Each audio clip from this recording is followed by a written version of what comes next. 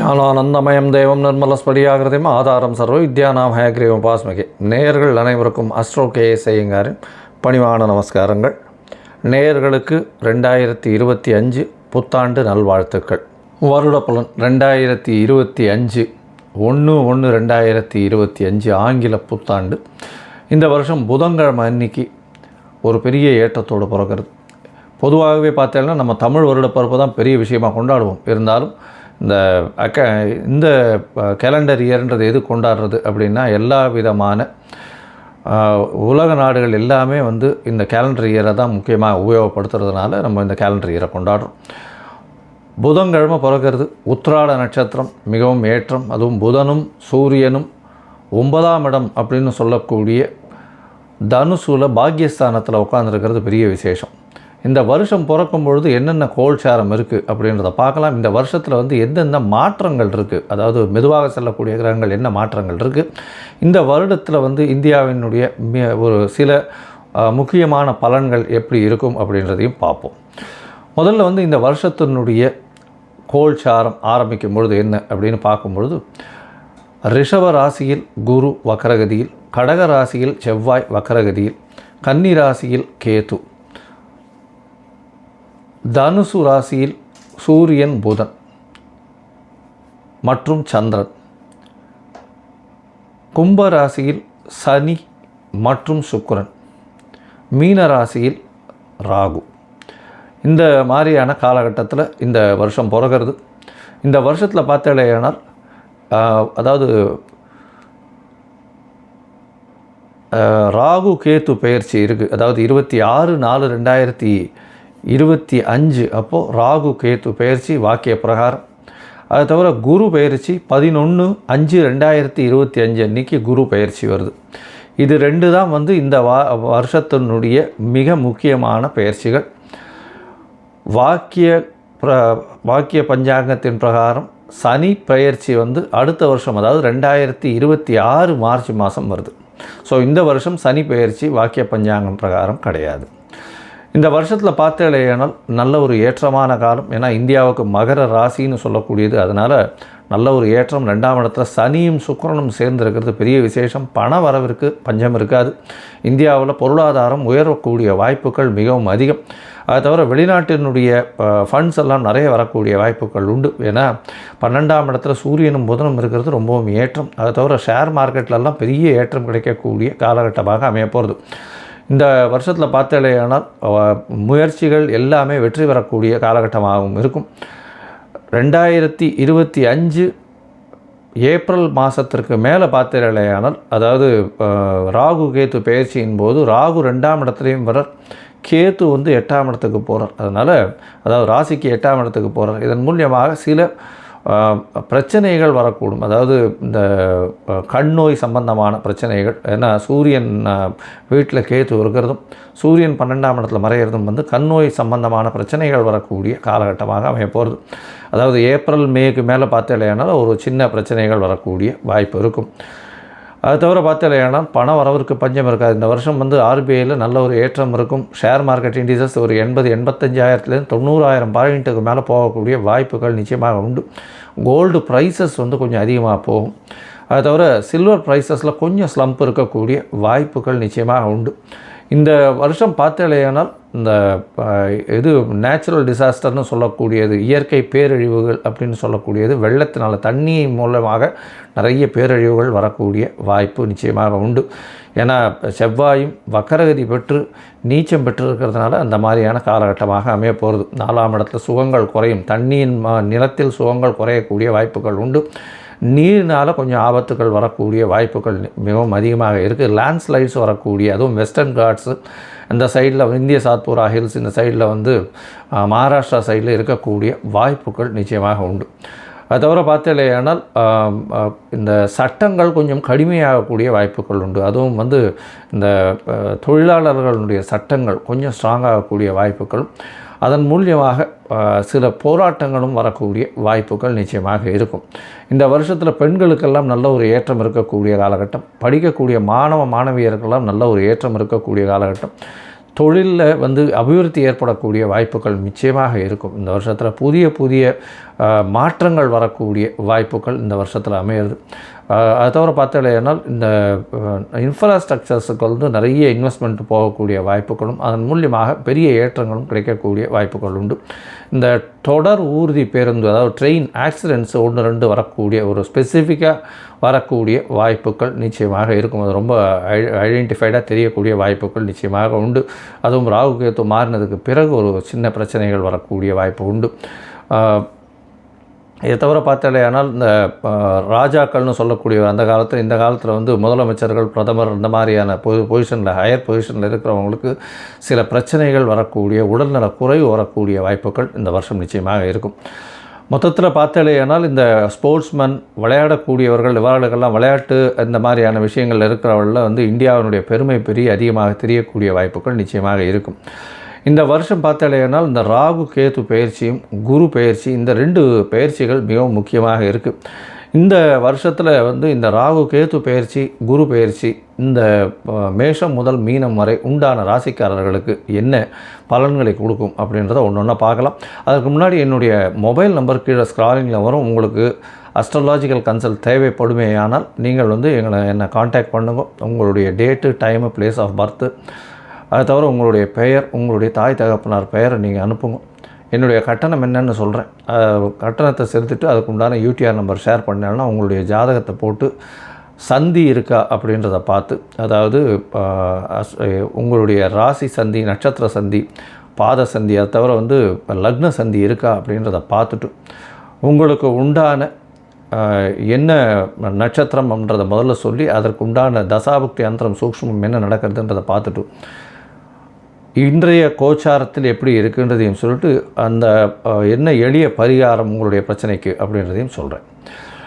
பொதுவாகவே நான் பார்த்த ஜாதகத்தில் பார்த்தேன்னா ஒரு 50 விழுக்காடுக்கு மேலே வந்து அவளுடைய நட்சத்திரமே சரியாக தெரியாமல் இருக்கா. 3ஆம் பாதம் சித்ரா நட்சத்திரம்னுவா, 4ஆம் பாதத்தில் இருப்பாள், இல்லை 2ஆம் பாதத்தில் சித்ரா நட்சத்திரம் கன்னியா ராசின்னு சொல்லிட்டு இருப்பாள், அவளுக்கு வந்து துலா ராசியில் இருப்பாள்.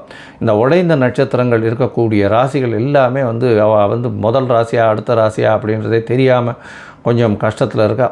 மோஸ்ட் ஆஃப் த பீப்புள், அதாவது விசாக நட்சத்திரம்னு சொல்லுவாள், துலா ராசின்னு பண்ணிட்டு இருப்பா, பார்த்தா விருச்சிக ராசியாக இருக்கும். அந்த மாதிரியான விஷயங்கள் மூலியமாக உங்களுக்கு இப்போ நடக்கிறது நல்ல தசைன்னு நீங்கள் நினச்சிட்டு இருப்பீங்க. ஆனால் தசை வந்து உங்களுடைய லக்னத்துக்கு ஏற்ற தசையாக இருக்காது. அந்த மாதிரியான பிரச்சனைகள் மூலியமாக உங்களுக்கு என்ன நடக்கிறதுன்னு தெரியாத அளவுக்கு, எதை பிளான் பண்ணலான்னு தெரியாத அளவுக்கு இருப்பீங்க. ஸோ உங்களுடைய ஜாதகத்தை அனுப்புங்க, சந்தி இருக்கா என்ன எதுன்றதை பார்த்துட்டு அதற்கு ஏற்ற மாதிரி நான் பலன் சொல்கிறேன். இப்போது இந்த 2025 மேஷம் முதல் மீனம் வரை உண்டான பலன்கள் ஒன்றா பார்க்கலாம். மிதுனம், மிருகசீரிஷம், திருவாதிரை போன்ற பூசம், இந்த 3 நட்சத்திரம் 9 பாதங்களை கொண்ட ராசி. இந்த ராசியினுடைய அதிபதி புதன். இந்த வருஷம் பார்த்தோன்னா இந்த ராசிக்கு சமசப்தமத்தில் இந்த வருஷம் ஆரம்பிக்கும் போது இருக்கார் பெரிய ஏற்றம். ஏன்னா சூரியனோடு சேர்ந்து இருக்கக்கூடிய காலகட்டம். ராசிநாதன் சமசப்தமத்தில் ஒரு கேந்திரத்தில் இருக்கிறதன் மூலியமாக நல்ல ஒரு ஏற்றம் இருக்கும். எதிர்பாலினத்தவரோடைய நல்ல ஒரு ஏற்றம் இருக்கக்கூடிய காலகட்டம். இந்த வருஷத்தில் பார்த்தாலேயானால் இந்த மே மாதம் வரலும் உண்டான பலன்களும், மே மாதத்துக்கு அப்புறம் உண்டான டிசம்பர் வரலும் உண்டான பலன்களும் 2 வகையாக பார்க்கலாம். இந்த மே மாதம் வரலும் உண்டான பலன்கள் பார்த்தோன்னா ராசிக்கு 12ஆம் இடத்துல குரு. ராசிக்கு 12ஆம் இடத்துல குரு இருக்கிறதுனால சுப செலவுகள் வரக்கூடிய வாய்ப்பு உண்டு. அதுவும் பிப்ரவரியிலிருந்து மே மாதம் வரலும் உண்டான காலகட்டத்தில் ராசிக்கு 12ஆம் இடம் சப்தமாதிபதியே போய் இருக்கிறது பெரிய விசேஷத்தை கொடுக்கக்கூடிய காலகட்டமாக இருக்கும். பார்ட்னர்ஷிப் பிஸ்னஸில் நல்ல ஏற்றம் இருக்கக்கூடிய காலகட்டம். வெளிநாடு, வெளியூர், வெளிமாநிலம் போகக்கூடிய வாய்ப்புகள் உண்டு. எதிர் பாலினத்தவர் மூலியமாக நல்ல ஒரு ஏற்றம் இருக்கும். கணவன் மனைவிக்குள்ளே உண்டான நல்ல அந்யோன்யம் இருக்கக்கூடிய காலகட்டம். அது தவிர நல்ல தூக்கம் வரக்கூடிய வாய்ப்புகள் நிச்சயமாக இருக்கும். உங்களுடைய ராசிக்கு பார்த்தடையானால் 9ஆம் இடத்துல சனி பகவான் 9ஆம் இடத்துல ஆட்சி பெற்று போயிருக்கிறது நல்ல ஒரு ஏற்றம். இதன் மூலியமாக தந்தையின் உடல்நலத்தில் நல்ல ஒரு ஏற்றம் இருக்கக்கூடிய காலகட்டமாக இருக்கும். இந்த வருஷம் மொத்தமே வந்து சனி 9ஆம் இடத்துல இருக்கார். ஏன்னா வருஷ கிரகங்கள்னு சொல்லக்கூடியது சனி, ராகு, கேது மற்றும் குரு. இந்த வருஷத்தில் பார்த்தீங்கன்னா ஏப்ரல் மாதம், மே மாதம் 11 தேதி வரலும் குரு பகவான் உங்களுடைய ராசிக்கு 12ல் இருக்கார். இந்த காலகட்டத்தில் உங்களுடைய ராசிக்கு பார்த்தீங்கன்னா 4ஆம் இடத்தை குரு பார்க்குறார், 4ஆம் இடத்தை குரு பார்க்குறார், 6ஆம் இடத்தை பார்க்குறார், அதுக்கப்புறம் 8ஆம் இடத்தை பார்க்குறார். இதன் மூலியமாக உங்களுக்கு வந்து அதாவது புதிய வேலை மாற்றங்கள், வேலையில் ஏற்றங்கள், வேலையின் மூலியமாக வெளிநாடு வெளியூர் போகக்கூடிய பாக்கியங்கள் இந்த மே மாதத்துக்குள்ளே வரக்கூடிய வாய்ப்புகள் நிச்சயமாக உண்டு. அது தவிர பார்த்தீங்கன்னா ராகு கேதுவும் வந்து இந்த வருஷம் மாறுறா. அது வந்து ஏப்ரல் 26 தேதிக்கு மாறுறா. இந்த காலகட்டத்தில் ராசிக்கு 10ஆம் இடத்துல ராகுவும் 4ஆம் இடத்துல கேதுவும் இருக்கிறதுனால பெண்களுக்கு கர்ப்பப்பையில் சிறு சிறு பிரச்சனைகள் வரும். மாதவிடாய் கோளாறுகள் இருக்கக்கூடிய வாய்ப்புகள் நிச்சயமாக உண்டு. இந்த காலகட்டத்தில் பார்த்தீங்கன்னா உங்களுடைய சுகங்கள் குறையக்கூடிய வாய்ப்பும், தாயின் உடல்நிலை சற்று பின்னடைவும் இருக்கக்கூடிய வாய்ப்புகள் உண்டு. இந்த மே 11 தேதிக்கு மேலே பார்த்தோம்னா குருவும் வந்து உங்களுடைய ராசிக்கே வந்துடுறார். ராசியில் ஜென்ம குரு வனத்திலே அப்படின்னு சொல்லுவாள். இருந்தாலும் உங்களுடைய ராசியிலேயே குரு பகவான் வர்றதுனால பார்ட்னர்ஷிப் பிஸ்னஸில் பெரிய ஏற்றம் கிடைக்கக்கூடிய காலகட்டம். அது தவிர பார்த்தீங்கன்னா 10ஆம் அதிபதி 7ஆம் இடத்துல இருக்கிறது ரொம்ப பெரிய விசேஷம். இதன் மூலமாக தொழிலில் அபரிமிதமான யோகம் வரக்கூடிய காலகட்டமாக இருக்கும். கணவன் மனைவிக்குள்ளே நல்ல ஒரு ஏற்றம் இருக்கும். திருமணம் ஆகிறதுக்கு பார்த்துட்டு இருக்கவாளுக்கெல்லாம் கல்யாணம் ஆகக்கூடிய வாய்ப்புகள் நிச்சயமாக இருக்கும். குழந்தை பிராப்தி ஏற்படக்கூடிய பாக்கியம் நிச்சயமாக உண்டு. இதை தவிர பார்த்தோம்னா உங்களுடைய ராசியில் இருக்கக்கூடிய குரு பகவான் ராசிக்கு 5, 7, 9ன்ற 3 இடத்தை பார்க்குறார். 3 இடமும் அதை அதிகமாக சுபத்துவம் அடையக்கூடிய காலகட்டம். 5ஆம் இடத்துக்கு உண்டான குழந்தை பிராப்தி பூர்வ புண்ணிய ஸ்தானம் வலுப்பெற்று போகிறதுனால உங்களுக்கு எல்லா விதமான முன்னேற்றங்களும் இருக்கக்கூடிய காலகட்டம். அது தவிர பார்த்தோம்னா ரொம்ப நாளாக வந்து குழந்தை பிராப்தி இல்லாதவர்களுக்கு கண்டிப்பாக குழந்தை பிராப்தி ஏற்படக்கூடிய பாக்கியம் நிச்சயமாக உண்டு.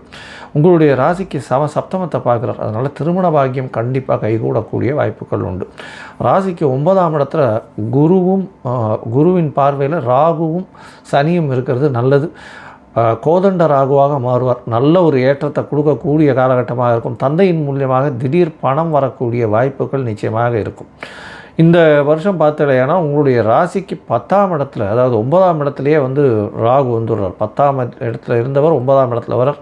9ஆம் இடத்துல வந்து தந்தையின் உடல்நலத்தை சற்று பின்னடைவே கொஞ்சம் கொடுப்பார். ஏன்னா ராகு 9ஆம் இடத்துல வந்தானா உயிர் காரகத்துவத்தை சற்று பின்னடைவை கொடுப்பார். இருந்தாலும் வெளிநாடு போய் படிக்கணும்னு நினைக்கிறவர்களுக்கு திடீர்னு நல்ல ஒரு சான்ஸை ஏற்படுத்தி கொடுக்கக்கூடிய வாய்ப்பு. படிக்க போட்டித் தேர்வில் இருக்கிறவங்க வெளிநாடு போய் படிக்கணுன்றவங்களுக்கெல்லாம் நல்ல ஒரு ஏற்றம் இருக்கக்கூடிய காலகட்டமாக அமைய போகிறது. உங்களுடைய ராசிக்கு பார்த்தீங்கன்னா 3, 7, 11 இந்த 3 இடத்தையும் வந்து ராகுவும் கேத்துவும் அதே மாதிரி 3, 7, 11 பார்க்குறதா கேத்துவனுடைய பார்வைகளை சொல்கிறேன். சப்தமத்தை ராகு பார்க்குறதுனால உங்களுடைய முயற்சிகள் நல்ல ஒரு ஏற்றத்தை கொடுக்கக்கூடிய காலகட்டம். 9ஆம் இடத்துல வந்து ராகு இருக்கிறது அப்படின்னும் போது உங்களுடைய பூர்வ புண்ணிய ஸ்தானம் அப்படின்னு சொல்லக்கூடியதும் உங்களுடைய பாக்கியஸ்தானம் சற்று கெடக்கூடிய வாய்ப்புகள் நிச்சயமாக உண்டு. ஏன்னா அசுப கிரகங்கள் 9ஆம் இடத்துல இருக்கிறதுனால பாக்கியங்கள் கெடக்கூடிய வாய்ப்புகள் நிச்சயமாக இருக்கும். இதன் மூலியமாக பார்த்தாலேனா உங்களுக்கு வரக்கூடிய லக்கு ஃபேவரபுளாக இருக்காது. அதாவது எப்போ அப்படின்னா 2025 மே 11 தேதிக்கு மேலே பார்த்தோம்னா கொஞ்சம் லக்கு ஃபேவர் பண்ணாது. அதாவது ஒரு ஈக்குவல் காம்படிஷனில் இருக்கும்போது உங்களுக்கு வந்து அதில் ஒரு அட்வான்டேஜ் இருக்காது. பிரச்சனைகள் வந்து நிச்சயமாக வரும். அதன் மூலியமாக போட்டியில் வந்து 99.9% வரலும் வருவீங்க. அதுக்கு மேலே யாராவது காம்படிஷனுக்கு இருந்தாங்கன்னா அவங்க தான் வின் பண்ணி போகக்கூடிய வாய்ப்புகள் நிச்சயமாக உண்டு. உங்களுடைய ராசிக்கு பார்த்தோம்னா 11ஆம் இடத்தை இவர் ராகு பார்க்குறார். அதே மாதிரி பார்த்தாலேனா உங்களுடைய ராசிக்கு 7ஆம் இடத்தையும் வந்து ராகு பார்க்குறார். அதாவது 3, 11 அப்படின்னு 2 இடத்தையும் பார்க்கக்கூடிய பார்வை உண்டு. அது தவிர 7ஆம் இடத்தையும் பார்க்குறார். இதன் மூலியமாக பார்த்தோம்னா 11ஆம் இடத்தை ராகு பார்க்குறதுனால பணவரவிற்கு பஞ்சம் இருக்காது. மூத்த சகோதரர்கள் கூட சிறு சிறு பிணக்கு ஏற்படக்கூடிய வாய்ப்புகள் உண்டு. அது தவிர வந்து எதிர்பாலினத்தவரோட சற்று பின்னடைவு அதாவது பேச்சில் கொஞ்சம் பிரச்சனைகள் இருக்கக்கூடிய வாய்ப்புகள் உண்டு. இந்த வருஷம் பார்த்தாலேயானால் பொதுவாகவே இந்த ராகு கேத்து பயிற்சியும் சரி குரு பயிற்சியும் சரி இந்த மிதுன ராசிக்காரர்களுக்கு நல்ல ஒரு ஏற்றத்தை கொடுக்கும். ஏன்னா 3ஆம் இடத்துல கேத்து பகவான் இருக்கிறது நல்ல முயற்சிகள் எல்லாவற்றிலும் வெற்றியை பெறக்கூடிய வாய்ப்புகள் நிச்சயமாக உண்டு. எடுத்த காரியங்கள் நிச்சயமாக வெற்றி பெறும். அதாவது முயற்சிகளில் சிறு சிறு தோல்வி வந்து அதன் மூலியமாக அதற்கு ஒரு பெரிய ஏற்றத்தை கொடுக்கக்கூடிய காலகட்டமாக அமைப்போகிறது. இந்த வருஷம் 2025 இந்த மிதுன ராசிக்காரர்கள் அதுவும் வந்து பார்த்தோம்னா அந்த பேப்பர் சார்ட்டர்ட் அக்கௌண்டன்ட்டு பேப்பர் வியாபாரம் பண்ணுறவங்க புத்தக வியாபாரம் பண்ணுறவங்க அது தவிர கம்யூனிகேஷன் இந்த மாதிரியான இதில் இருக்கிறவங்க மெக்கானிக்கல் கம்யூனிகேஷன் இன்ஜினியர்ஸு இந்த மாதிரி இருக்கிறவங்களுக்கெல்லாம் பெரிய ஏற்றம் கிடைக்கக்கூடிய காலகட்டமாக அமைய போகிறது. இந்த வருஷம் வந்து பார்த்தாலேயானால் இந்த கலைத்துறையில் இருக்கிறவாளுக்கு பேக்ரவுண்ட் ஸ்கோர் பண்ணுற மியூசிக்கில் இருக்கிறவா அது தவிர வந்து இது வாய்ப்பாட்டு இல்லாமல் இன்ஸ்ட்ருமெண்டல் மியூசிக்கில் இது பண்ணுறவாளுக்கு பெரிய ஏற்றம் கிடைக்கும். அது தவிர கலைத்துறையில் இருக்கிறவாளுக்கு ஆர்ட் டைரக்டருக்கு பெரிய ஏற்றங்களும் மாற்றங்களும் கிடைக்கக்கூடிய காலகட்டமாக அமையும். சார்ட்டர்ட் அக்கௌண்டன்ஸுக்கெல்லாம் நல்ல ஒரு ஏற்றமான காலமாக அமைய போகிறது. இந்த வருஷம் வந்து நீங்கள் ஹயக்ரீவரை போய் சேவிச்சுட்டு வாங்க. செட்டி புண்ணியம் ஹயக்ரீவரை போய் சேவிச்சுட்டு வர்றதன் மூலியமாக உங்களுக்கு எல்லா விதமான ஏற்றங்களும் மாற்றங்களும் உங்கள் வாழ்வில் நிச்சயமாக வரும்.